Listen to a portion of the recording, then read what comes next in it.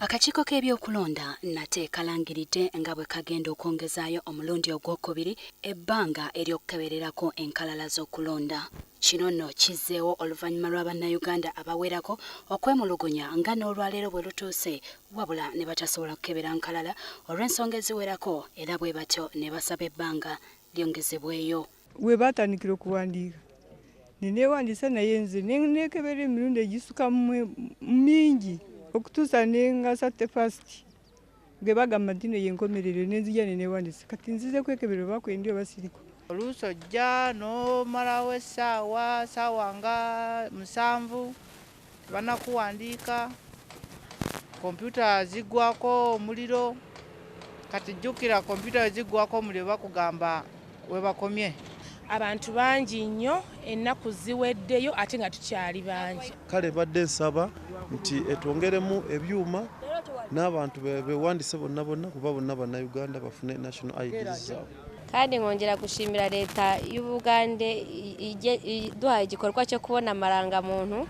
Ku lukomo lw'essimu omwogezi w'akakiiko k'ebyokulonda Jotham Talemwa atutegeezezza nti okukebera enkalala z'okulonda kwongezeddwayo mpaka ng'ennaku z'omwezi 11 omwezi guno okusobozesa buli muntu okwewandiisa.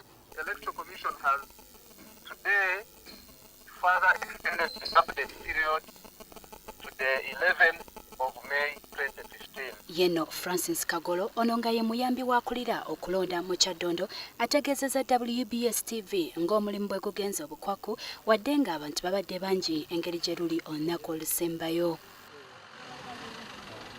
Abantu bangi basobodde okuba nga bagenda ku polling stations nga bw'obalaba okusobola okukebera amannya gaabwe obaddala ku nkalala kwe bali okusobola okwetaba mu kulonda kwa 2016. Beera simbi ndaba abantu tulina computers 5 wano ku station wano and tubadde nga issuing national IDs ne tuyimiriza okuwa cards tusobole okukozesa computers zaffe zonna.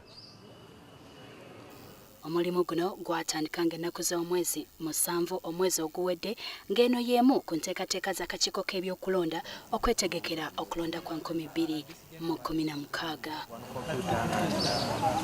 Jocelyn Nakibule, WBS TV.